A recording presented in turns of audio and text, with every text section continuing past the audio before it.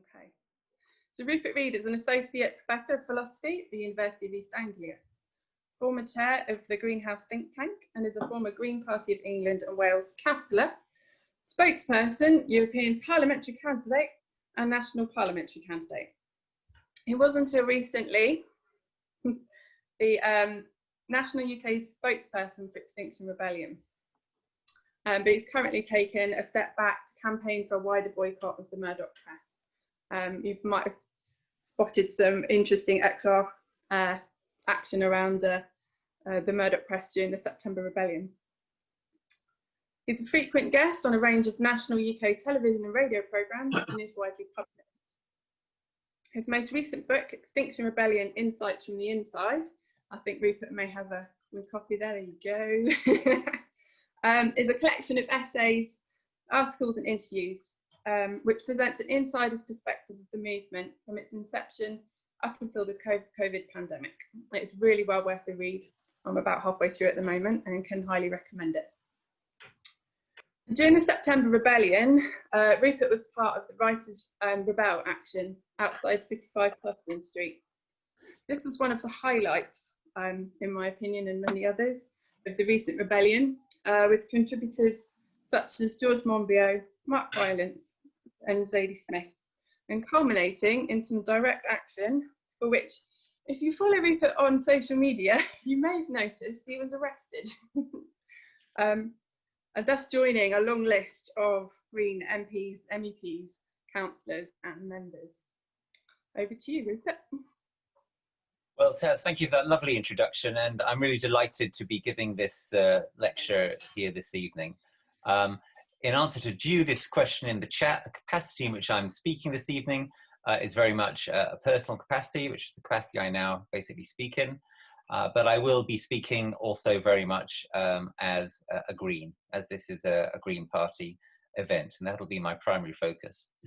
So as Ricky said, this is branded as a lecture, which is lovely, but I'm not really going to give much of a lecture. My experience this year in this strange new world we're living in has been that these kinds of things don't work best if one sort of grandstands or does a very, very long oration.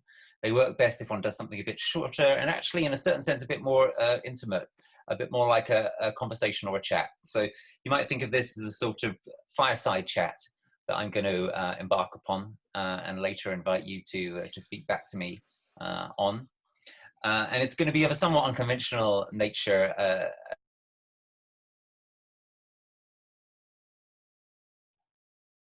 I think I got muted there.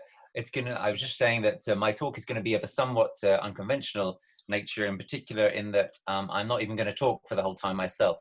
I'm going to hand over to somebody else for a little intermezzo in the middle of my oration and do the thing quite collaboratively in that way, which hopefully will be interesting to everybody. So my topic this evening is nonviolent direct action.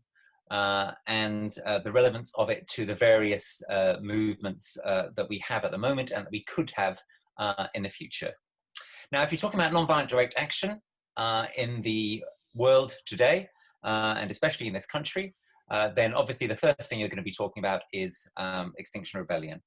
And if you want to get my sense of Extinction Rebellion and the incredible things that it's achieved over the past couple of years. It's exactly 2 years, by the way. It's 2 years tomorrow since myself and Gail Bradbrook emceed the launch of Extinction Rebellion at Parliament Square. It feels way longer than 2 years because of the extraordinary things that have changed during that time. If you're talking about nonviolent direct action today, especially in this country, you've got to be talking about XR. And you can find out what I think about XR, as has been said in this book, Extinction Rebellion, Insights from the Inside. It's a lovely paperback book available from all excellent booksellers, but you can also get it for free. You can download it for free. Oh, Alison has just kindly put the link in the chat there of where you can get the book, the ebook for free. So I'm not going to sort of replicate what's in the book. Also, I'm going to take for granted the gravity of the crisis that we face.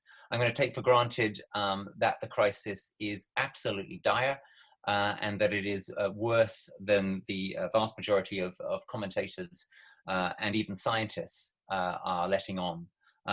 If you want to get chapter and verse on that, you can see stuff in the book, but also you might want to look at one of my talks, which is actually about that.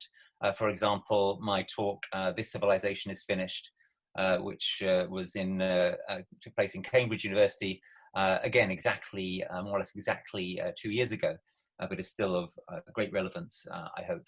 But I'm going to basically take that for granted. That's going to be my starting point. So starting from that point, we can say the following. We can say that the IPCC has not quite risen to the challenge of the climate crisis. The IPCC, the International Panel on Climate Change, has done a tremendous job in many ways, especially perhaps, for example, in the 1.5 degree report, which again came out just 2 years ago. Of course, it's immeasurably better than all of its critics, and in many ways a wonderful thing, a product of scientists selflessly working, largely unpaid, to try to put out a sort of consensus version of the science. But it has tended to lag behind the actual gravity of the situation. It hasn't followed sufficiently, in my opinion, the precautionary principle. And it's not just my opinion. If you want chapter and verse on that, I'll put in the chat to look at the report, What Lies Beneath by Dunlop and Spratt. Their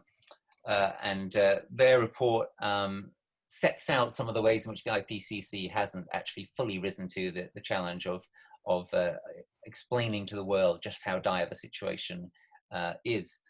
Much worse still, the COP process is fundamentally flawed. 2 years ago, not 2 years ago, sorry, that was longer than 2 years ago, not everything was 2 years ago. A few years ago, the Paris Agreement, as we know, was an extraordinary diplomatic achievement, but as I've explained, for example, in my The Civilization is Finished talk and in the book of that name, the Paris Agreement is a paper tiger. It will not solve the problem, even if it's implemented, and it's not going to be implemented. These things should be unsurprising, given that we live in a world which is dominated by corporate interests, with an insane economic system, an insane financial system, many politicians and leaders who are profoundly flawed, and we have the completely absurd situation that the President of the United States is just a kind of walking clown of a very dangerous kind, and we have a clown governing this country as well of a slightly, but only slightly less dangerous kind. So the situation is absolutely dire, and we can discuss that more, but those are some of the key indicators of that. In that context, to expect that politics as usual is going to solve the problems that we face is itself a version of absurdity and insanity. This doesn't mean we shouldn't take part in the usual political processes. We absolutely should. We should continue to do things like lobby. We should continue to go on ordinary protests. We should continue to stand for election. And that, of course, is the unique role of the Green Party in this context. But we have to do more than that. We have to engage in nonviolent direct action for a number of reasons, including, crucially, to move the dial in the kind of way that Extinction Rebellion has done over the last couple of years, to dramatically change public opinion and dramatically move the issue of climate and the issue of biodiversity up the political agenda. And that is a key, extraordinarily successful achievement that Extinction Rebellion has undertaken. So all praise to Extinction Rebellion. I'm so proud to have been a part of it for the last couple of years. But as has been mentioned, I have now stepped back from XR. The primary reason that I put in the chat, and Taz mentioned, is to do with the fact that I'm now leading a little campaign, which I hope will become a bigger campaign, to boycott Murdoch on grounds of climate denialism, and in particular to stop being sources for the Murdoch press. That's the new element of my stance. You know, people have been saying for years, don't buy the Sun, you know, don't buy Murdoch media. What I'm saying is we also shouldn't speak to them, because they systematically distort what we say, and speaking to them gives them legitimacy.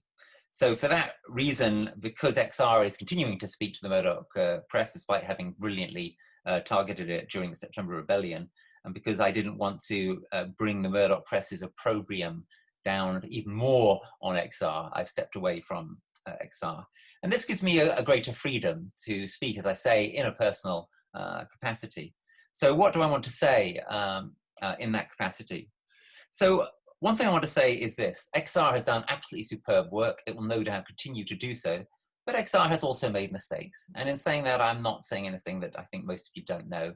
So in this book, for example, I talk about the very serious mistake that was made. It's chapter 18. A very serious mistake that was made last year when the tube train at Canning Town was prevented from leaving the station, and the violence that kicked off as a result of that. And there are various other mistakes that we could point to. And these mistakes have not been minor mistakes. By the way, when I say that XR has made mistakes, of course, in a way that's completely unfair. Nearly everyone in XR didn't want the Canning Town incident to go ahead. But XR's structure was such that it had no way of stopping it from going ahead in its name. And indeed, the XR media team supported the action, despite the fact that virtually nobody else did, including very, very few people in XR itself. And that, in my opinion, is a problem. So why am I mentioning that in particular? Well, it seems to me that, certainly for me and perhaps for others, it's a useful moment to consider whether being involved in XR is the very best way that one can pursue the nonviolent direct action that is absolutely vital at this moment in history. As I say, I think that XR will continue to be a crucial part of this landscape, but there are other ways in which the same kind of agenda could be pursued. What do I have in mind? Well, let me give an example. One of the things I'm moving on to do now is I've written a book called Parents for a Future. This book will be appearing in January. What's it about? Well, it's partly about the movement that I would like to see and that I think should come to follow in the footsteps, if you will, of the extraordinary achievements of Extinction Rebellion. And what I think that movement should be is a movement that is based around the idea of parenting the future, the idea of intergenerational solidarity, an idea which we have seen in the COVID pandemic. We've seen societies come together in solidarity, some more than others, but we've seen a lot of it across the world, frankly, to a perhaps surprising degree, basically in defense of the old, because the old are the ones who are most vulnerable with regard to COVID. With the climate and ecological emergency, of course, it's the other way around. It's the young who are the most vulnerable. And as an act of intergenerational solidarity, the old who have been saved by the prompt action that's been taken on coronavirus now really badly need to go to the barricades, as it were, to defend the interests of the young, to defend the interests of unborn future generations. That's intergenerational solidarity. That's what it ought to mean now. And so to make the point more generally, what my book argues, my book Parents for a Future, what it argues is that what we need now to complement the other amazing movement of the last couple of years, I'm referring to the school climate strikers, the youth climate strikers, to complement them is a body, a movement, a huge movement it ought to be, of parents doing something similar. So for example, imagine how the world might be changed if it wasn't just children, who of course are a powerful call of conscience, but relatively powerless in other ways. If it wasn't just children striking, but their parents as well. Imagine if it was millions or tens of millions of parents striking for the climate, or striking for a reset that will work from coronavirus for our children. I think that could be absolutely transformative. And imagine too, if some of those parents were to undertake nonviolent direct action for their children, and picture how easy it would be for that to be incredibly powerful and authentic. Imagine mother after mother saying into the camera, I'm doing this because it's now no longer possible to look after my child by just, taking care of him at home and making sure he has a good school to go to and whatever, The only way we can now take care of our children is by taking care of the whole future. And that is a moment of transformative change. It's a moment we're moving into. And that's what that book is about. So that's a sort of vision of what I see as the really exciting possibility that may now be opening up in the 2020s for nonviolent direct action. If we have not just the children striking, not just the more general rising up of Extinction Rebellion, but something which is a little bit less spiky, a little bit less scary, a little bit more mainstream, still pretty radical, and specifically in the name of intergenerational solidarity, that it seems to me could really put nonviolent direct action much more centrally on the map in the years to come. But that's not all. Let me turn now to the Green Party. So the Green Party is unique among political parties because our party is a party which has in its philosophical basis, in its constitution, the aspiration to engage in nonviolent direct action where necessary. The Green Party recognizes that civil disobedience is sometimes absolutely necessary, as is clear to anybody who has studied history. But other parties don't recognize this in their constitution. This is unique to the Green Party. And partly for that reason, but also more generally, obviously, because of the kind of organization the Green Party is and what it stands for, Green Party members have been in the forefront of Extinction Rebellion. There's myself, of course, but there's also Jonathan Bartley and Caroline Lucas. She was there 2 years ago when we launched XR in Parliament Square. Others who've been supportive include Molly Scott Cato, Jenny Jones, Amelia Womack. The list goes on. Basically, most prominent Greens have been demonstrably supportive of XR, and that's not true of any other political party. But as I say, XR has made some serious mistakes, and XR's brand has become somewhat troubled and tarnished. The intriguing idea which I would like to float this evening, and this is really the first time I floated this idea in a developed way, is what if people in the Green Party started doing nonviolent direct action in a more systematic way as Greens? So not just in Extinction Rebellion, not even just in the kind of parental movement that I'm imagining that I outlined a few minutes ago, but as Greens. Now, some of you may be thinking, well, yeah, but the Green Party is basically about standing for election. But the Green Party has always recognized that actually standing for election is only one part of a much broader picture. And as I say, that's partly why the Green Party has in its philosophical basis the right to civil disobedience where necessary. Why should Greens take more seriously nonviolent direct action now, at this moment in history? Well, the reason goes back to what I said at the start of my talk. The situation is utterly dire. The standard political process has failed. Representative democracy, somebody could mute themselves there, might be Alex, or they could be muted. Standard representative, yeah. Alex, next generation healthcare, please. Yes, well done. Standard, am I muted? No, I'm all right. Standard representative democracy has failed us. That's why Extinction Rebellion has called for citizens' assemblies to add to and make more real the very flawed democracy that we have.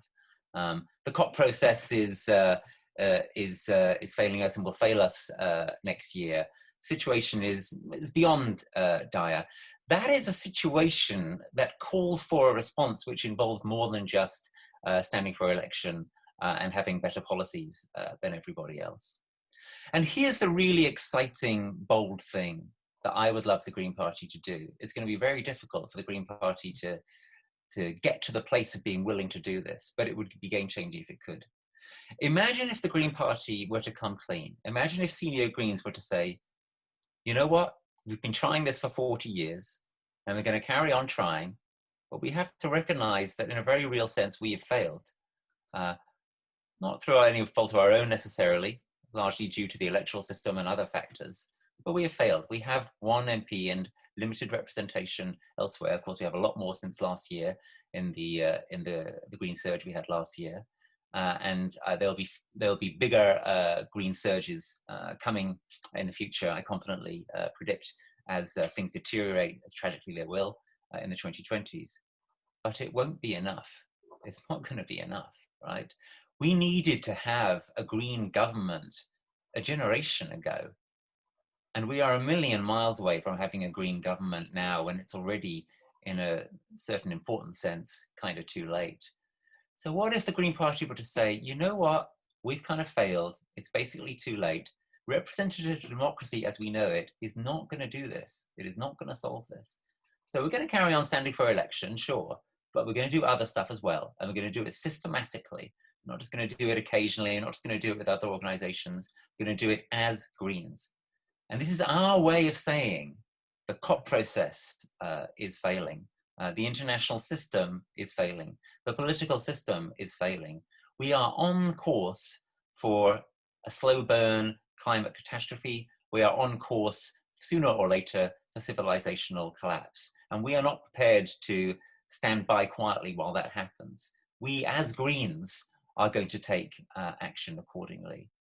That would be game-changing. It would be game-changing because it'd be authentic, and it'd be authentic because it would be admitting what everybody basically knows, that we needed to have a green government ages ago, and that there isn't going to be a green government in 2024, 2025, and that therefore it's absurd and no good and counterproductive for Greens to sort of pretend, well, if we just kind of keep on going and plugging away and keep on going, doing target to win, we'll eventually save the world. No, we won't. If we carry on like that, we will maybe marginally improve the situation as the world falls apart. And here's the thing. As I say, if we were to make this dramatic move of saying that the emperor has no clothes, that the political system has basically failed, that the COT system has failed, and so forth, we would get enormous credit for actually being the ones who are willing to tell the truth. Remember, that's how Extinction Rebellion has done so well over the past couple of years. That's how Greta has made the incredible progress she's made over the past couple of years, and her colleagues, by telling the truth, by being authentic. So here's the intriguing thing that I want to suggest to you. On the one hand, I'm suggesting something extremely radical, and some of you will be thinking, well, this is going to put ordinary voters off, this is going to put sort of small c conservative voters off from voting Green. But on the other hand, what I want to suggest to you is the only way that the Green Party actually gets to make some kind of huge, unprecedented breakthrough during the 2020s is if we're not just ready for a green surge and not just doing the best we can on the old terms of the game, but if we change the game. And this is how we could change the game. By saying that the emperor has no clothes, by being brave enough to admit that we're not about to form the next government as things stand, and that our aspiration to change Britain through ordinary electoral politics has basically failed. Paradoxically, by admitting that, it's the one way I can see in which we might conceivably experience a really huge upward improvement in our electoral fortunes. Now, you may be saying, well, that's a speculation, Rupert. Well, it's not just a speculation. There are real examples of how this can be achieved. And one of them is on this call. I'm referring to Councillor Alison Teal of Sheffield Green Party, who is a living heroic example of this phenomenon. Alison has done well as an elected politician, partly through standing up authentically for what's right in terms of stopping the destruction of local biodiversity and doing direct action over it and getting arrested over it. So what I want to do now, this is what I promised earlier, is for just 5 minutes to hand over to Alison, and she can very briefly tell you the story of that, which she's also put in a wonderful Green World article that she's recently, that I want to recommend very strongly to you. So Alison, are you there? And can I hand over to you to speak to us for the next few minutes? Certainly, Rupert. Thank you very much, and hello everyone. Just as briefly as I can, because it's not easy, because actually I've been involved in this tree campaign in Sheffield for 5 years, and so you can imagine that there's a tremendous amount of detail I'm going to leave out. But essentially I came to be aware of what was happening in Sheffield, that the council had plans to fell a tremendous number of trees in 2015. And that was before I was a councillor, and I got involved in the campaign. And then through my involvement in the campaign, and also having joined the Green Party around the same time, it was suggested to me that I stand to be a local councillor. And so I stood in the May 2016 election, and I just scraped in with 8 votes. I was elected. It was the first time a Green Party councillor had been elected in that particular ward, and also the ward, it's called Netheredge and Sharrow. It was one of the wards that was very much, well, it has wonderful avenues of trees. It's a really beautiful area, and a lot of people move and live there because they love the trees. And so you can understand that having a Green Party person standing was very attractive, and made people more likely to vote for me, because they were really concerned about their trees and the environment, and they knew that I was involved with the campaign. So then continued to be involved in the campaign. I was arrested with a group of people trying to protect a particular tree in February 2017. And then I was up for election again in May 2018. So in 16, I had won with a majority of 8 votes. And 2 years later, I won with a majority of over 1,500 votes. And so what you can see is that, far from being considered to be someone who wasn't appropriate to be elected because I'd been arrested, it actually became something that people could recognize about how genuine and serious I was about what I was standing for. And I think that that made a really significant difference to the fortunes of the Green Party locally. When I became elected, there were 4 councillors, and now there are 8. And had we had local elections this year, obviously they were cancelled because of COVID, I believe we would have had at least 13 people by then. And so what's happening, because we're now associated with being genuine campaigners, actually standing along with our community, people do trust us, and that's given us a much broader appeal, I think, than we had previously. So yeah, I would strongly encourage people to look at local campaigns and look at where you can actually be effective and supportive. And as Rupert said, I believe that nonviolent direct action is absolutely pivotal now. So when we see things like new roads being planned, and airports, new runways, these sorts of things, these are the kind of things that we need to get involved in, and physically, look to doing what we can to stop, or at least delay things, to give more room and space for conversations with the community about, is this what we really want? Great. Yeah, that's super, Alison. Thank you so much. So there you have it. That's the sort of model. That's the case study. And Alison and I are now starting to work together.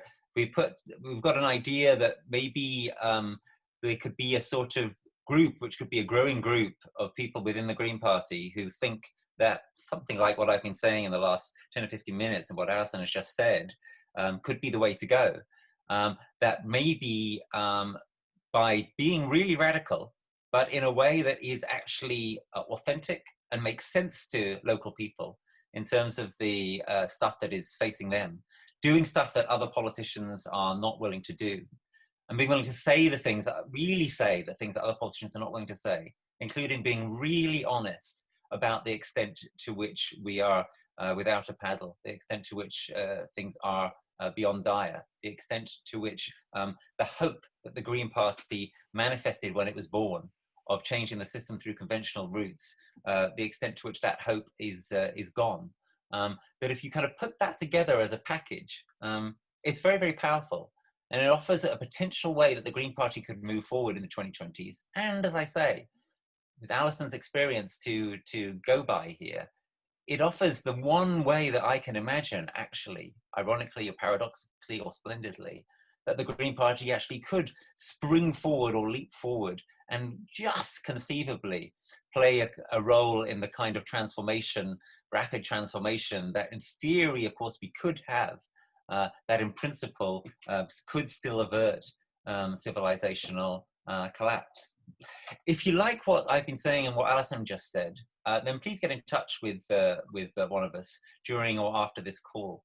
Because as I say, we're going to be putting together a group of people and a sort of platform, if you will, for making this kind of argument within and beyond the party and over the coming months and indeed potentially years. And as I said a little while ago, if you start to imagine the Green Party doing NVDA in its own name, which is essentially what Alison and co did, rather than Greens just getting involved with XR or whatever it is, then it also gives you more control, right? It also gives you greater potential for not falling into some of the errors and problems that Extinction Rebellion has encountered. So Alison has just kindly put her email in the chat. Do give her an email if you want to sign up to potentially get involved in what we're talking about here. Okay, so I'm not going to talk for very much longer. I've talked about Extinction Rebellion. I've mentioned the school climate strikers. I've mentioned Parents for a Future as a new bold idea. I've mentioned this idea of a reorientation of the Green Party as a new bold idea, and that's really, I hope, the most original and exciting thing in this lecture here this evening. It's the first time we've sort of unveiled this idea in any detail. I hope you're excited by it. I hope you may want to discuss it. I hope you may want to share it. This video will, of course, be available on Facebook and elsewhere after this evening for sharing. There's one more thing that I want to mention before I wind down for questions and discussion, and it's this. The real implication of the direness of the situation includes, as I've argued previously in a number of places, including in my previous book, This Civilization is Finished, which is also available for free download on the internet. The real implication of the situation includes that hoping to prevent disasters is a vain hope.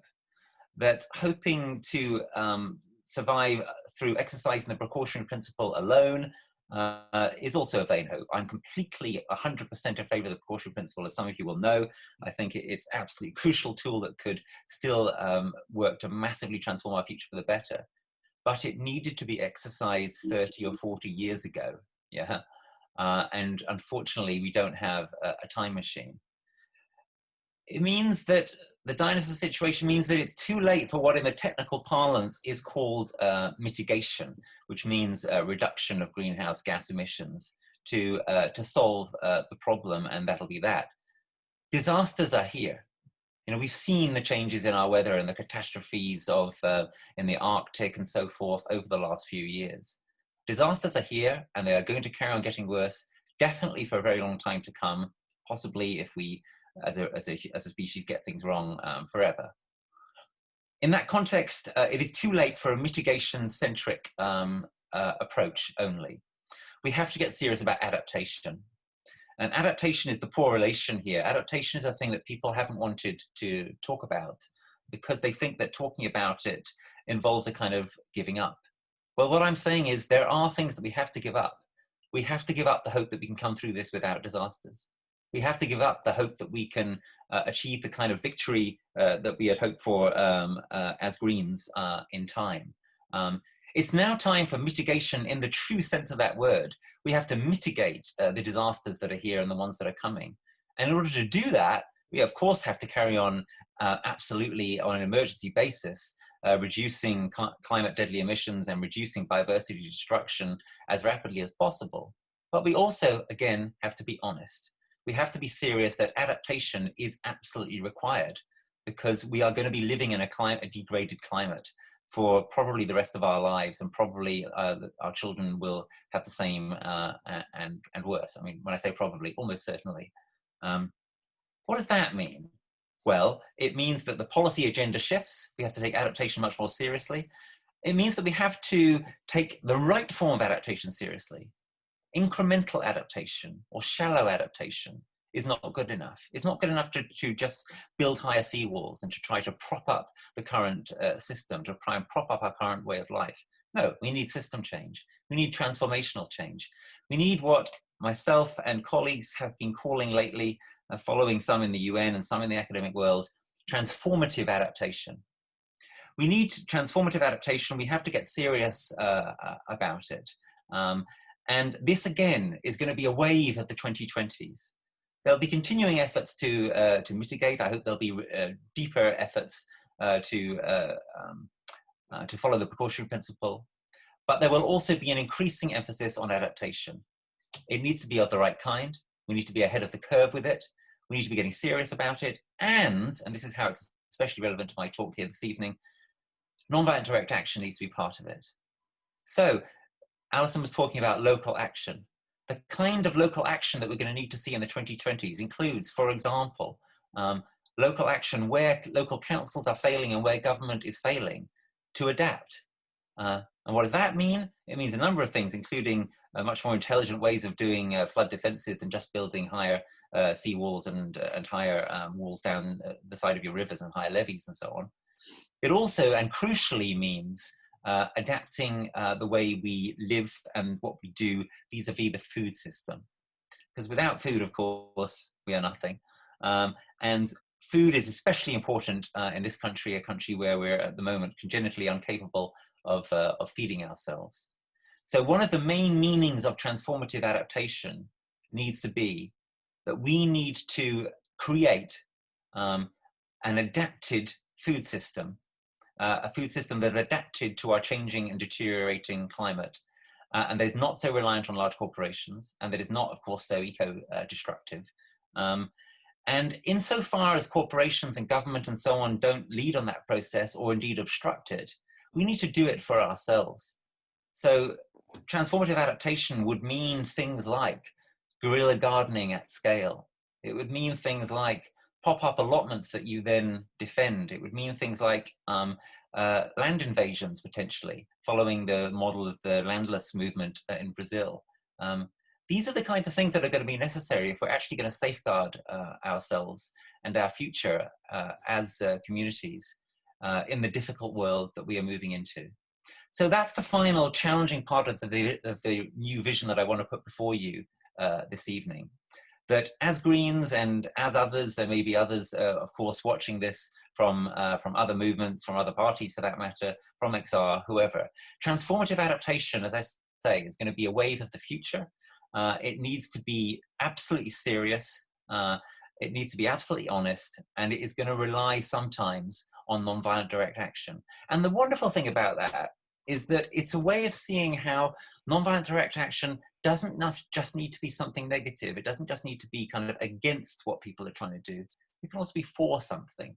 So it could be for, in this case, the creation of a food system which is more robust to our deteriorating climate, which is more people friendly, which is more in our own hands. Transformative adaptation is about taking the power back into our own hands. And it's the final sense in which I want to put to you that nonviolent direct action is going to have an absolutely vital role in the difficult decade that is coming. And with that, I'm going to draw my remarks to a close, and I'm very much looking forward to discussing things with you. I can see some interesting things have already been emerging in the chat. So yeah, thank you so much, and let's talk. Great, thank you, Rupert. That's it's really good. It's really good to have someone come along and pull you up by your bootstraps. I think sometimes we need reminding of the situation that we're in. Yeah, that's fantastic. Thank you so much. I'm going to come on to Steve Fitcher's question first, but just one quick observation from me. I've just been up at one of the HS2 sites helping the guys out at the Jones Hillwood, and one of the criticisms from the guys there, levelled at specifically at XR, is that we've gone soft, that we've become a self-help group rather than a direct action group. And I guess my thoughts listening to your talk there, Rupert, is how as Greens we make sure that we keep pushing forward with this proposal and take those kind of radical steps and do the things that are kind of Yeah, they're scary, aren't they? To Yeah. put yourself out there in that way, and how we keep kind of keep going on that pathway, I guess. Yeah, I totally agree. And of course, you know, a lot of this that I'm talking about is very challenging, but, you know, that's just kind of a way of acknowledging the challengingness of the situation that we faced.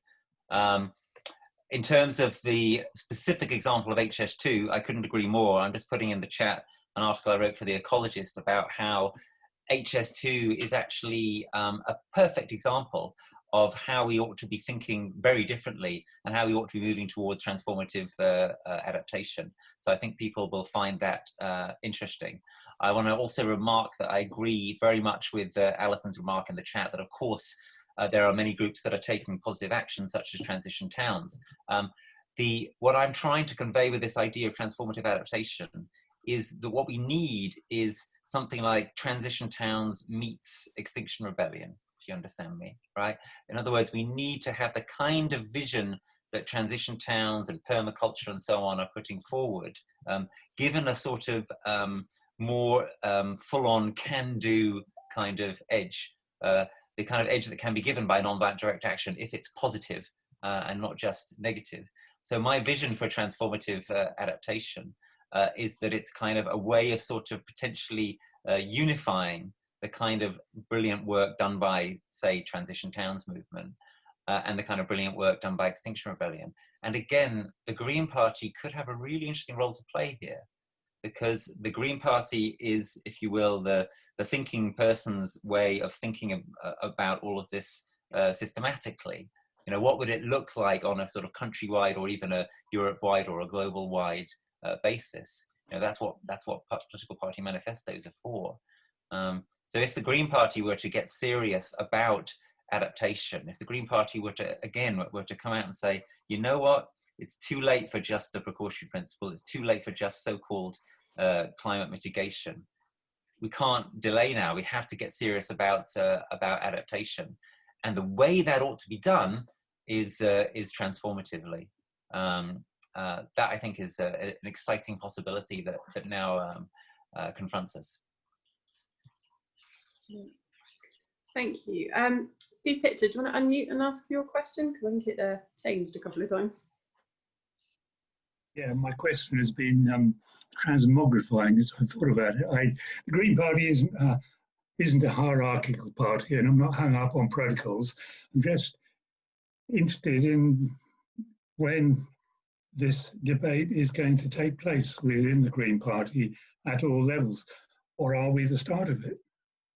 Yeah, so the short answer to your question is yes, we're the start of it. It's starting here and now. I mean, I've trailed the idea a little bit in one or two previous talks, but this is the first time that, with Alison's help, I've developed it at any length. And one of the things I hope is that this talk and the ideas in it will be spread and discussed more widely.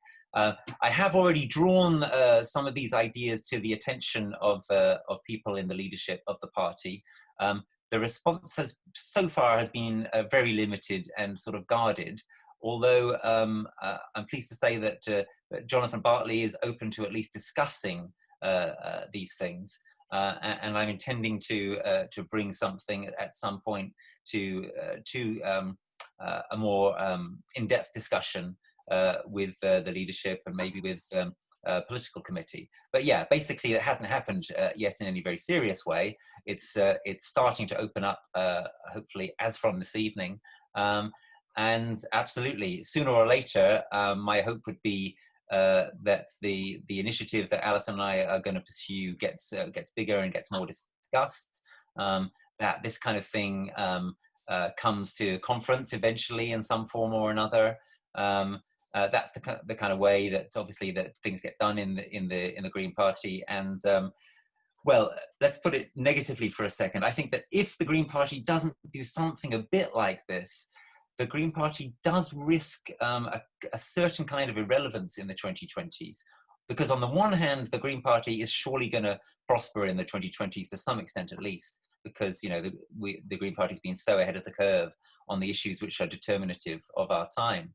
But on the other hand, it will suffer because it will become more and more evident to people that the green solutions are running out of steam and running out of time. And if in 2028 or something, we're still just saying stuff like, you know, we really need a Green New Deal, and, you know, we need to save the world by insulating more and having more renewable energy, no one's going to take that seriously, you know, within a few years, because it will just be obvious to more and more people within a few years that that things are spiraling out of control, and that the system has failed.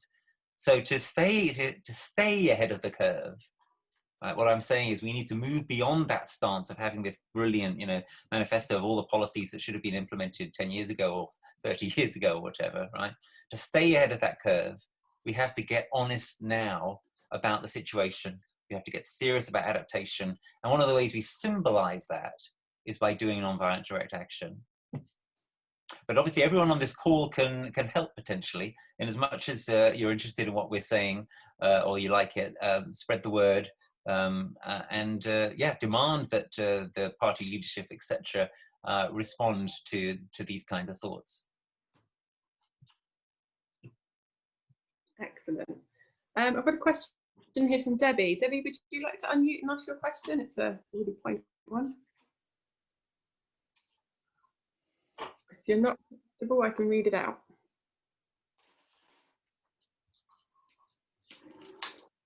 Okay, don't worry, I'll read your question out. So from Debbie, how do you confront people about the idea that our planet is not able to sustain the growing population of people and their perceived needs?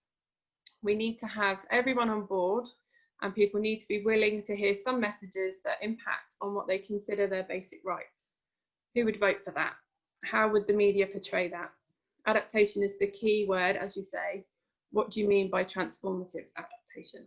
A couple of questions there. Yeah, so there's a lot there, and it's good stuff. So look, as I've said on a number of occasions in the past, I think we have to be honest that the chances that we are going to manage to persuade most people of what is necessary are very slim. What does that mean? Well, one thing it means is that we should try, because very slim is not the same as zero. Another thing it means is that we shouldn't bank everything on the success of that mission. What does that mean? Well, one of the things it means is that part of the way that one pursues the sort of transformative adaptation type vision should not just be through trying to do it at the national level or the international level. It should, as I've implied, be through actually trying to do it locally on the ground. What kind of things does that mean? Well, I've tried to start to give some examples. It means things like potentially like occupations of land, or reclaiming of land. It means that land reform and better ways of more people living closer to the earth is something that needs to happen either through the political system or beyond and outside the political system as it stands. So to answer that part of the question, that is the kind of thing that I mean by transformative adaptation. The idea of transformational adaptation, as I say, it began sort of in the academic community, and it was meant to mean adaptation to the climate damage that is here and that is coming, that is not just shallow, is not just superficial, that doesn't just try to keep the current balls in the air, but that faces up to the real situation, and that involves a sort of step change or a system change, a thorough move beyond the current dominant paradigm. So, you know, it would be symbolized in the vital area of food by things like a massive shift towards agroecology, permaculture, agroforestry, organic, etc., and by a smaller scale of things. Let me mention a brilliant book which doesn't mention the term transformative adaptation, but is essentially about it, that I just read. I want to recommend to people. It's called The Small Farm Future by Chris Smage. And it goes into, it sort of lays out that kind of vision in great detail and defends it against critics. And you'll be hearing more about transformative adaptation also over the next year or so. You'll be hearing more about it from my colleagues who are working on it, and because, as I say, it is certain that there will be an increasing emphasis in the early 2020s on adaptation as more and more people start to face painfully up to the climate reality that we have left it way too late to effectively mitigate this problem.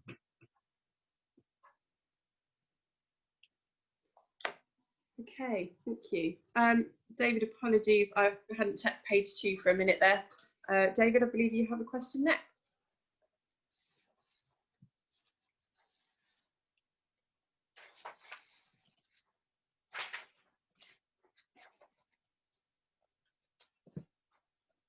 Still there, David? He needs to come off mute. Are you muted on your headset, David?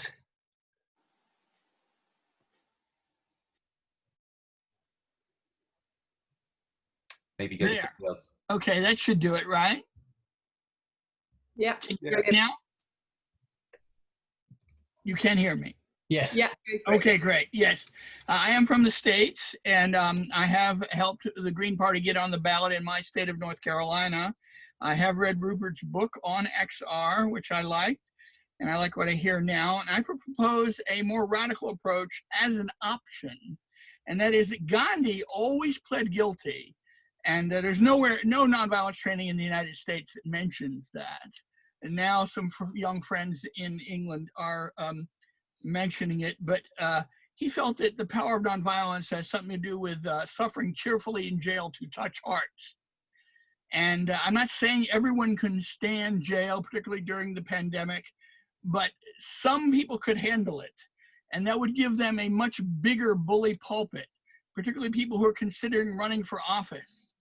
And I do understand that the authorities do understand nonviolence better than the protesters, and that they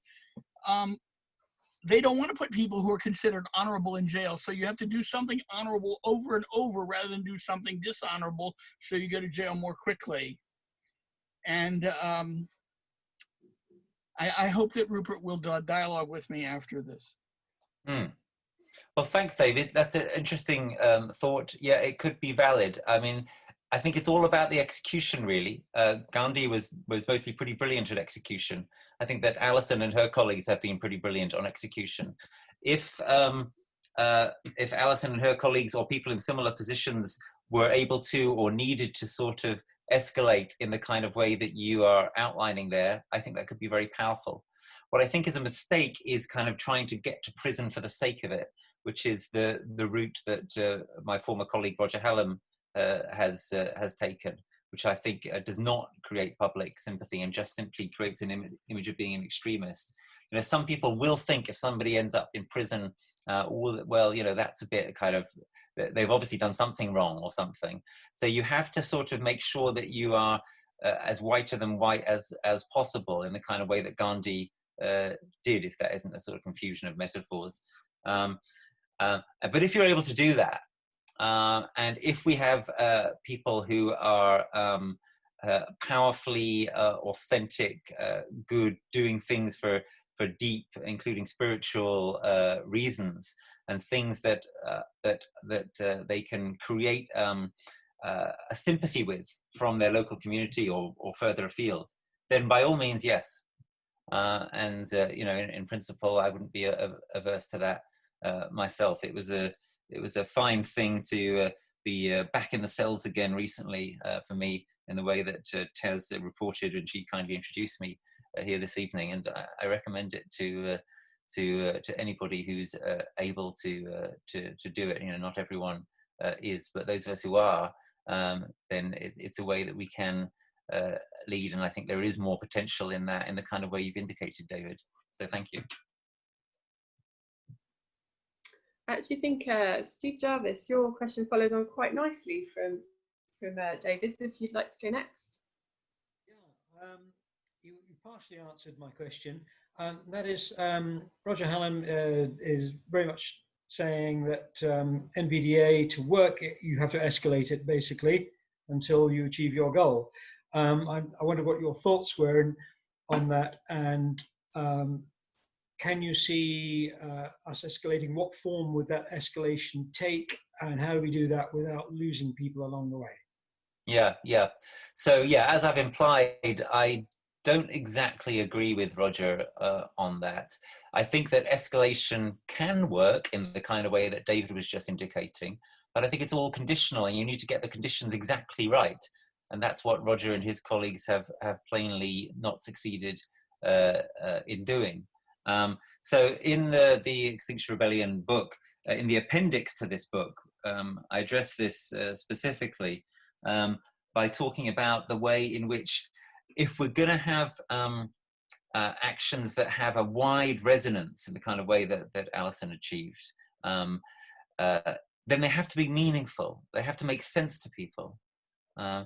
Ideally, they should be beautiful. They should tug at your heartstrings. They should make sense in terms of justice and so on. Only if you're fulfilling these kinds of conditions are you going to succeed in escalating without losing support. And that's very challenging, but it can be done. And there are real historical examples of how it was done. And arguably, Gandhi saw some of them, and Martin Luther King saw others. So let's be very careful about this. Let's not rush it. Let's get it right. And my hope is that, among other things, the transformative adaptation agenda, in the kind of way that I'm seeking to radicalize it, will be a way in which this can be thought and manifested. That it will make sense to a lot of people. For example, to see, as it might be, some unused patch of waste ground having lots of lovely vegetables and flowers grown on it, even if the council says, no, you can't do that, right? And that's quite a sort of humdrum example, but it could be a very powerful example. I think that that's 1,000 times more effective than smashing windows or smashing up the Green Party HQ. Thank you. Brilliant. Shall I go next? Jill, I think you were next up. Thank you very much, Rupert and Alison. This is really brilliant thinking together. And what you just began to say, Rupert, is what I think the local support is absolutely crucial. Alison, your action came directly out of something local people cared about and were about to lose. So I think taking over a piece of land for some allotments would not get local support in a village like mine. But defending an organic smallholding against that land being taken away by a road or wood that people walk in would absolutely get that support. And that support, like you said, it has to be beautiful. So if this movement starts, I mean, I can see huge possibilities in it as central government takes more and more power and people get less and less power in the planning system. And, fossil fuel plants are going on that nobody wants, just like Preston New Road. So those kind of opportunities, I can really see local support for resisting developments that do not have the community's assent, really. There should be a way for a community to withdraw consent, and direct action could spearhead it. But obviously there are massive things that go around it about the publicity and the need for that. And how do you envisage that a movement like this could, where necessary, actually create that support if people don't totally understand the issues? Yeah, well, thanks, Jill. Look, I really like what you're saying there. I think you're barking right up our tree. Obviously, as you imply at the end there are going to be challenges, and probably, sooner or later there'll be real difficulties. I guess if we kind of start with some of the examples that you've mentioned, or the Alison style example, that gives us a kind of entree.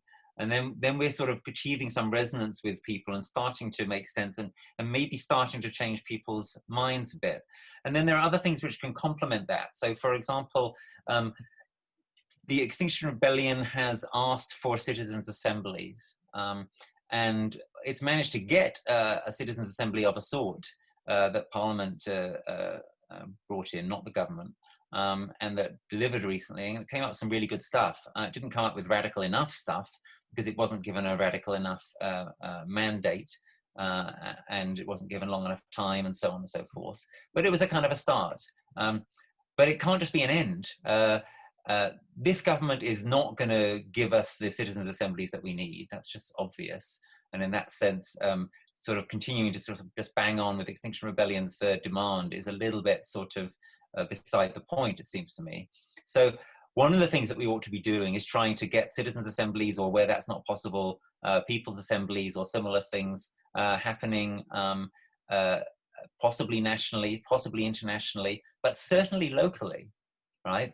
And then maybe that's a kind of way in which we can start to make some further progress in the kind of direction that you were alluding to towards the end of your remarks in your question, Jill.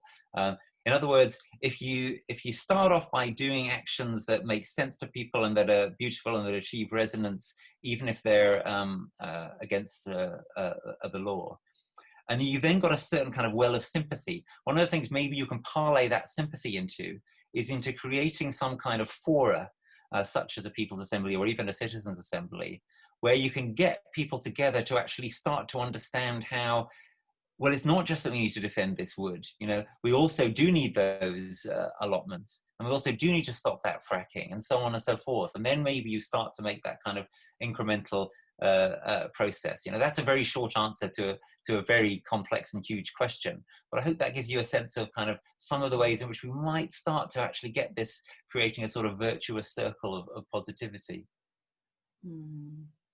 Thank you. Thank you, guys.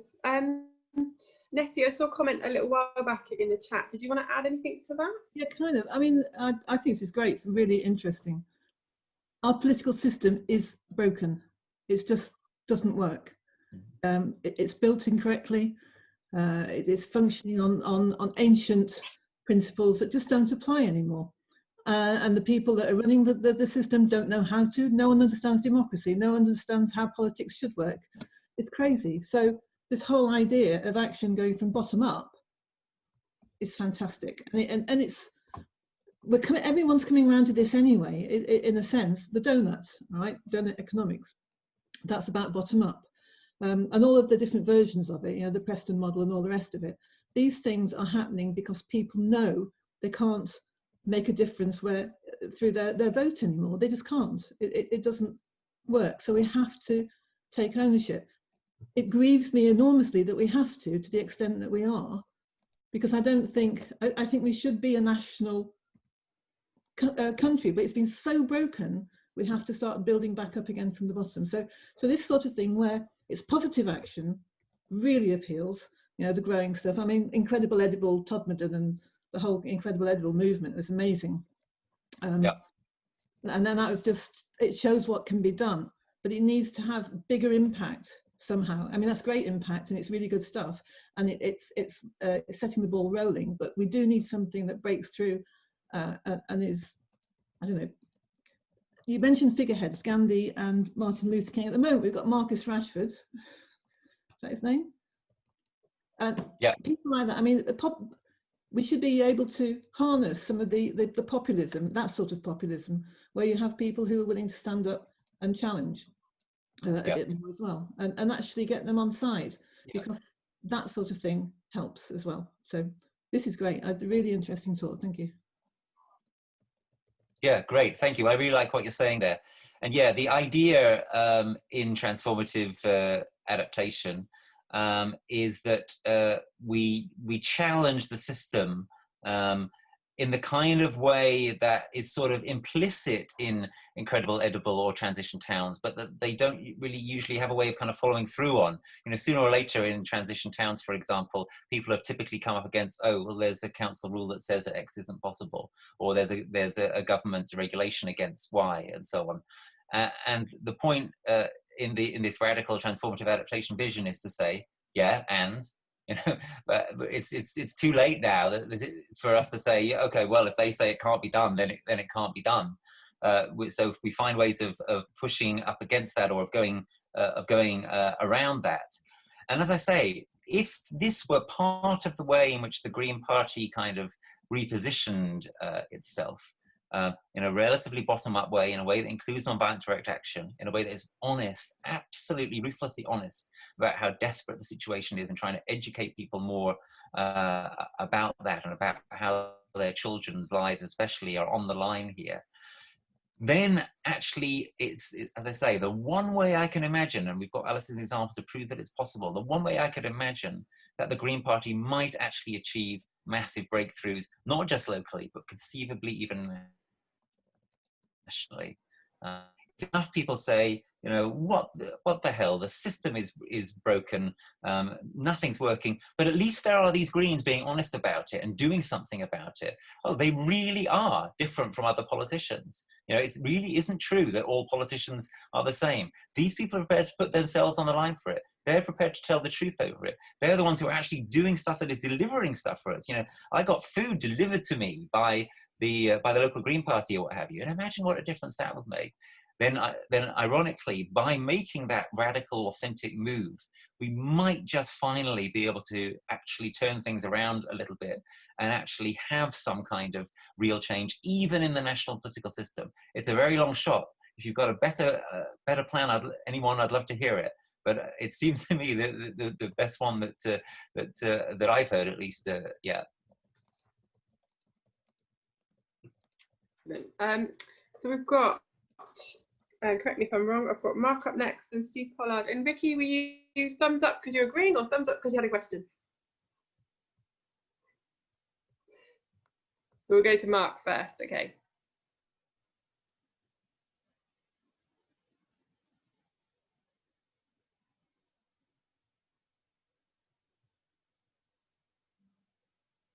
Did you mean me, Taz? I did, yes. Oh, thank you. Well, I was very interested in, well, everything Rupert said. As a member of XR, I got very restive with the fact that there's no democratic structure, really. You can't vote for anybody. You might suggest things that go to the top, but you've really no idea what the top is. And what comes back is what you're then supposed to buy into. So I like the idea that Rupert said with the Green Party doing this, we have more actual control. So that's really all I wanted to say, except if you could sort of, if you could just say a few more words about that, Rupert, please. Yeah. Yeah, well, thank you, Mark. Yeah, I'm pretty sympathetic to what you just said, as you can probably imagine. It was a fantastic privilege to be part of XR in the ways that I have been. I was part of XR's political circle, the political strategy team, etc., and political liaison team. And we did great work, but I was sometimes troubled, like you, by the fact that there was a lack of democracy within XR. I tried to get XR strategy changed so that it would move a bit more in the sort of transformative adaptation direction, so that it would move away from actions that alienated people, such as the tube action. And it was very difficult with the rather opaque structures and a sort of clique around some of the people who had been instrumental in forming XR. It was very difficult to do so. And some of that you can sort of see if you read between the lines in my book. So yeah, in the Green Party, it could be done very differently. Alison and I would like to set up a sort of wing, if you will, of the party that would accountably pursue this kind of stuff. But ideally, what I'm talking about, of course, would be a change of direction of the whole Green Party. I don't anticipate that every single person, as it were, would get on board, but you know, a majority or a plurality at least, who are thinking, yeah, something like this is the kind of way we need to go.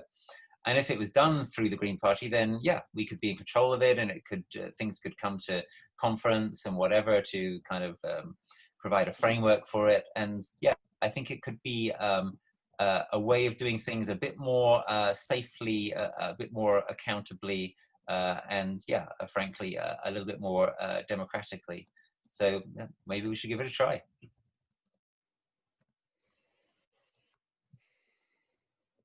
Lovely, thank you. Steve Pollard's got a question next. He's kind of sat next to me, so I was trying to scroll back and find his question. You just bear with me 1 second. Is it this one right at the bottom here? Is there mileage in harnessing anti-establishment sentiment, or is that another, Steve? No, that was another. That was the second one. Because I'd love to answer that. Answer that one. That's brilliant. All right. So Steve's question in the chat is there mileage in harnessing anti-establishment sentiment in the way that right-wing populists have, but remaining authentic? And, you know, I think Steve's been listening carefully to what Alison and I have been saying, because that's a way of understanding what I'm talking about here. In many ways, obviously, it's incredibly different. One of the most crucial way in which perhaps it's different is that I've put telling the truth at the heart of the vision, whereas the right-wing populists typically put telling the lie at the heart of their vision.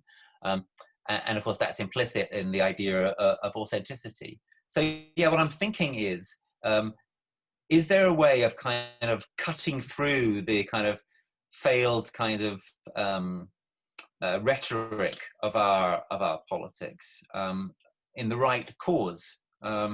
Is there a way of kind of going beyond the kind of moves that the Green Party made, for example, in the Channel 4 climate debate last year at the general election? You know, I thought that what we said, it was Sian, wasn't it? That evening was very good. It was very solid. It was clearly, the content was clearly the best of anyone who was there. But it didn't kind of come over as different enough for my money to the other parties. It was sort of like, oh, well, you know, we're going to just go a bit faster than you in kind of decarbonising. What we ought to have been doing, in my opinion, or certainly what we ought to do now, is something which involves more, as I've said, of a kind of a step change, which involves more of a kind of shift of a sort of order of magnitude. And it should involve things like saying, look, let me be the only one who is prepared to say the COP process has failed, the international system has failed. Let me be the only one who's prepared to say the domestic political system also has completely failed. Representative democracy has failed us, etc., etc. Let me be the only one who is prepared to put myself on the line as a politician who's standing for election, or who is elected, but who is also saying the system is so wrong, the time is so short, that we have to be willing to stand together outside it and outside the law where necessary, right? A politician who did those kind of things would come across as so different from the mainstream. It would wake people up, right? It would wake people up, yeah, in something a little bit like the kind of way that Trump or Farage have woken people up. But it would be a good, honest, ethical way of doing it. And whoa, wouldn't that just be so much better and so much more refreshing? Yeah, I think we need a sort of a certain kind of strand of green populism. I think, as I've been saying, we can actually be more popular by being more radical and more authentic.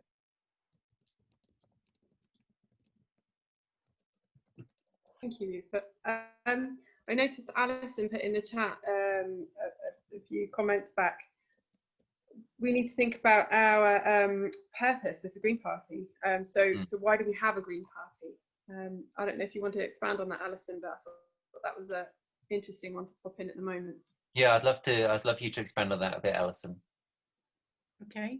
Well, yeah, I think it's our raison d'etre, isn't it, that we want to protect the planet and that we want to have a viable, life-sustaining environment.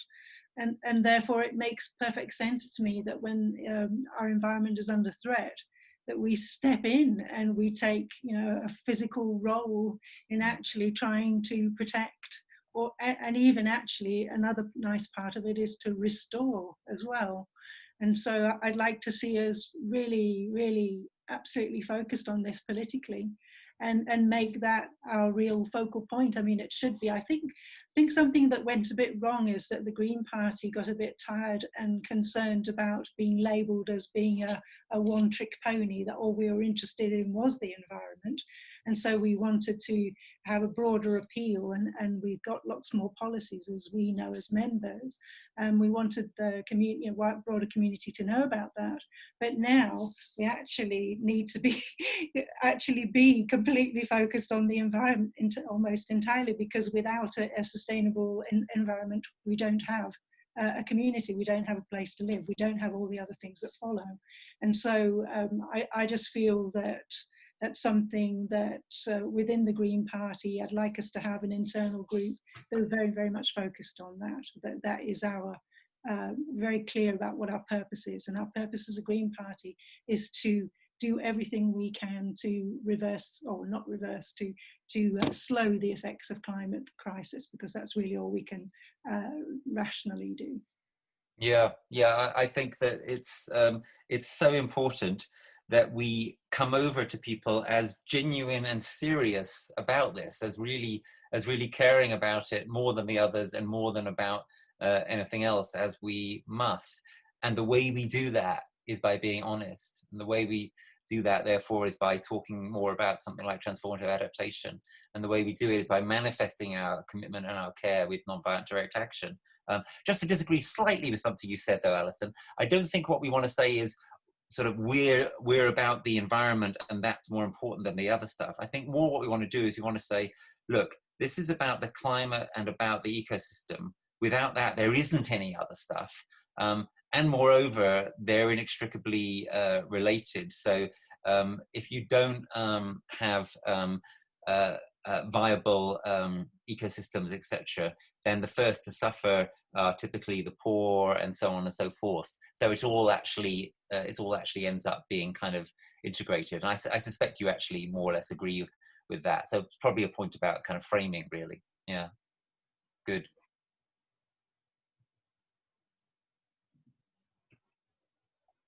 Lovely, thank you. So the previous question from Steve was, the majority world, e.g. low-lying island states, are already hit much harder by the climate crisis. What can we learn from them about getting serious about adaptation? Yeah, and that's another great question from Steve there. Yeah, look, if you look at the academic literature on transformative adaptation, it's mostly about the global south and about history. Because it's not just that we can learn from low-lying island states and others in the global south about the climate crisis. We can also learn from history. We can learn from what happened, 2,000 years ago in Africa, or 1,000 years ago in South America, etc. Because there have been a number of times in the history of humanity when people have been forced already to transformatively adapt to various kinds of serious climatic, etc. Shocks.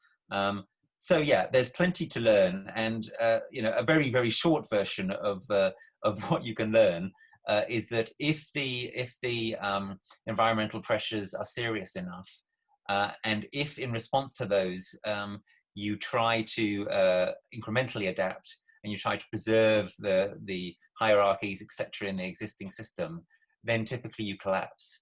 And that's been written about by Jared Diamond and others. The best way to ensure yourself against collapse, insofar as you can ensure yourself against it, and unfortunately we're past the point where we can ensure ourselves against it by being certain that it's not going to happen, but we're not past the point where we can't make it less likely that it happens, or less severe if it does start to happen. The best way of ensuring ourselves to the degree that we can against collapse is to move preemptively. And that means, of course, applying the precaution principle, but it means also moving as quickly as we can to transformatively adapt, and not just keep the current system staggering forward a little bit longer. Because the longer you try to keep the current system staggering forward, the further you're moving off the cliff, and the worse the fall is going to be.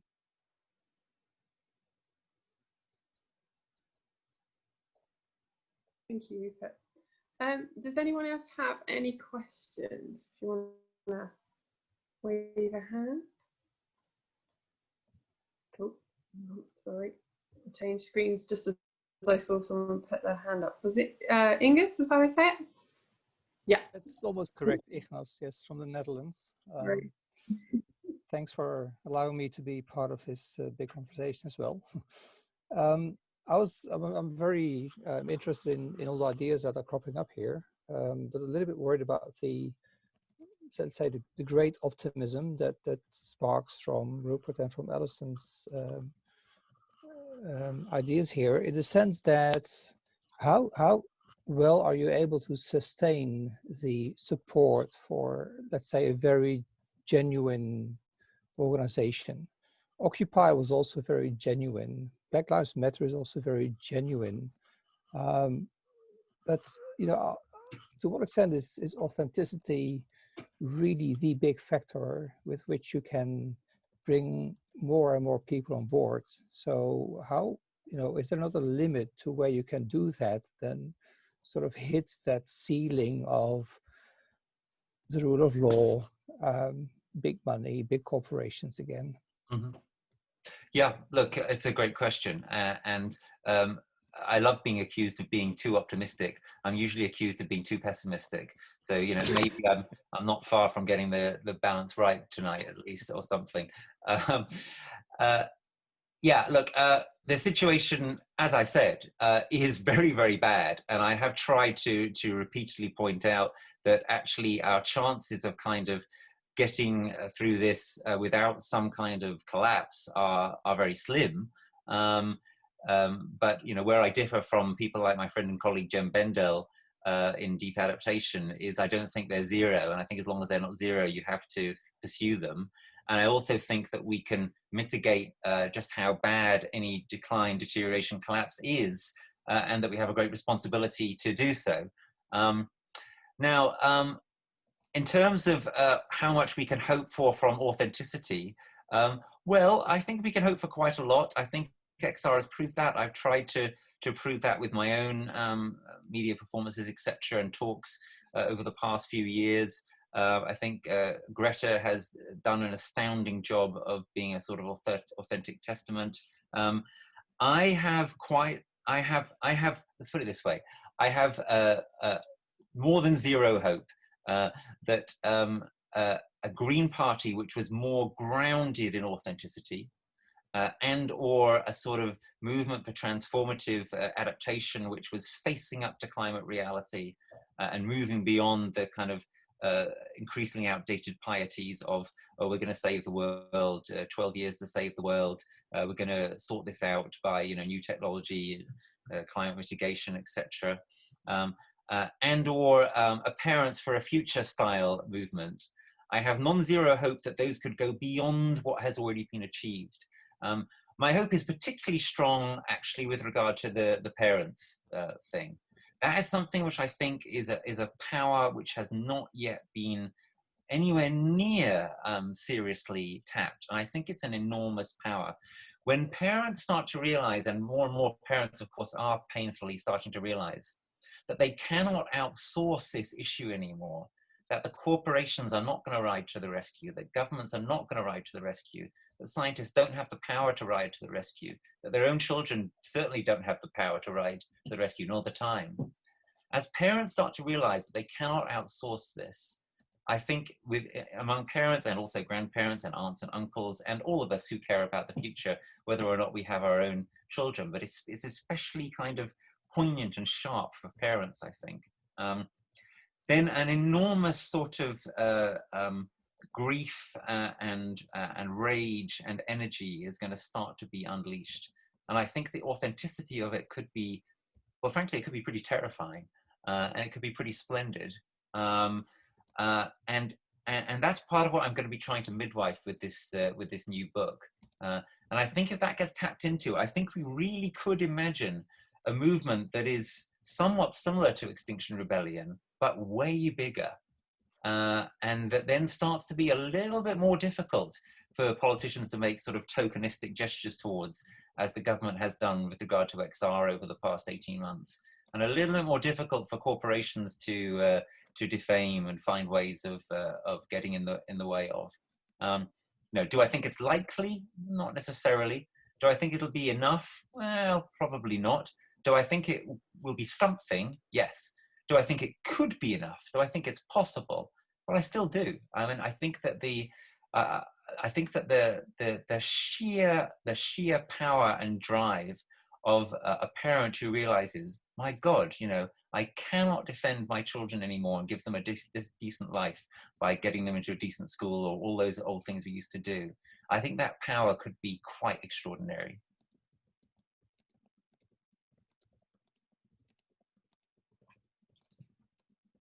Yeah, absolutely. I do agree with you there, Rupert. I often use sort of parents, children as a hook when I'm talking to people. When I was talking to some of the so-called security last week, that was the way that I was trying to engage with them, was with their children and their futures and things. But you know, personally, I found that when I talk in that way, say on social media, and trying to engage people in that way, or I've said, you know, do you know what, I'm tired of campaigning, I'm tired of pushing, tired of being maybe on the front line, and people say, you know, parents that I know would say, well, if you give up, there's no hope, rather than come on board and you know, right, we need to get alongside you and work with you. Oh my gosh, if Taz gives up, that's it. And it's kind of, I don't know, sometimes when we talk in so these they're ways, outsourcing to you, right? That's what they're doing, what I just described. They're hoping that you and XR or whatever are going to ride to the rescue. And what I'm saying is that starts over time to become less and less credible. And what I'm hoping is that this new book of mine might push quite a lot of people over the edge of thinking, you know, I just can't go on kind of thinking, well, Taz is going to fix it, or XR are going to fix it, or Boris is going to fix it, or, you know, Shell are going to fix it. No, no one's going to fix it unless we get involved and try to fix it. brilliant. Thank you. I'll be waving the book at everyone I meet. Great. Fantastic. Have we got, just want to check the questions, which I haven't missed any. I think we've more or less come towards the end, actually. Okay. Anybody else got anything burning quickly? That sounds wrong. There's lots of things that are burning, I'm afraid. That's kind of the point. Yes, I think I'll cut in there. Do you mind? Yeah, terrific. Thank you. Yeah, because I've got a burning background. I better change that now. I think no, it's not burning. It's a Northern Lights. I'll get rid of that background, and you can see my room. Yeah, there we are. There you are. It's a bit like yours, Rupert, but less untidy. I beg your pardon. This is my office. I know if I butted in any earlier, the 50 participants we had would have bucketed down to, it's down to 41 already. See, I told you. Those of you still online, I've just been, well, it's been a fantastic talk. Rupert, you are a man devoid of brain fade, and it's been just, I just feel as though we could carry on firing questions at your statements or comments, and you'd have carried on responding. It's scintillating and very provocative, if you don't mind me saying so. As a man who's often gone on strike and lost a lot of money, I think that must be terrifying for a lot of parents who are going to, if they were to join their pupils on strike. But nonetheless, we all thank you. This has been live on Facebook. Not a tremendous take-up, it seems, but that's hardly surprising because it's not a very common process. But we've had a good turnout this evening, some great questions. I thank you, Taz, for excellent sharing. You know, you were right on top of the chat line. I will save the chat line, and it will be available with all the questions and the great references. Thank you also very much to you, Alison. You've typed almost as much, well, almost as much as you've listened. You're a very fast typer, clearly, and thanks for all those references. The video will be available on Facebook anyway, and it'll also be available, I suspect at this stage, on Dropbox. I don't know if I can put it on it doesn't matter, I'll shut up in a way. But that was our 30th lecture in 10 years. My hearty thanks go to Mark and Steve Pitcher for helping me helping us to get these lectures together. And I tell you what, Rupert, you are a fitting, I won't say end to it, because next year we'll come back with 31, 2 things. Doesn't matter. It was great to have nabbed you. I think, were you not heading for some sort of position in South Devon, in Totnes, in Dartington? Did that fall through? Well, so one thing worth mentioning is that COVID permitting, excuse me, COVID permitting, I will be giving a full course at Schumacher in Dartington next May on sort of eco-spirituality. And yeah, you know, if anyone wants to come to that, that will obviously pick up one or two of the themes from this evening. I'm also, again, COVID permitting, if I may mention it, giving a little course on transformative adaptation at Glenthorne in the Lake District in a month's time. People can find that online if they're interested, I'm sure. I'll give you a few seconds to type that in, because please. I can remember many years ago, could have been 15 years ago for all I know, that George Monbiot actually came to Devon. He talked with Hector Christie at Tapley Park down the road, and there were a lot of people turned up, hundreds of people there waiting for him to come on stage and give his talk. And about 3 o'clock he arrives and gets on stage. He talks for about 30 seconds. And basically what he said is, forget non-violent direct action, get stuck into violent direct action. I'm not supporting that. I'm just saying that's all he said. And that was 15 odd years ago. And I think one or two of us are beginning to think maybe the non-violence is something to be jettisoned, because it's very possible that the establishment might start using violent means of stopping us.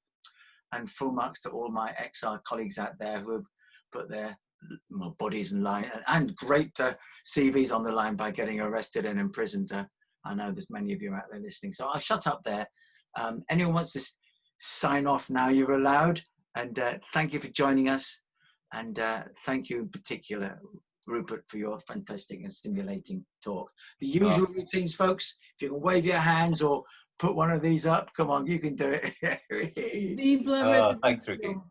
Thanks Ricky so much, and thanks also to Alison, obviously. Yeah, I've really enjoyed this evening. It's been a very high quality discussion, I thought. So, you know, let's take this forward. If you like this, please share the Facebook Live link, and let's take it on from there.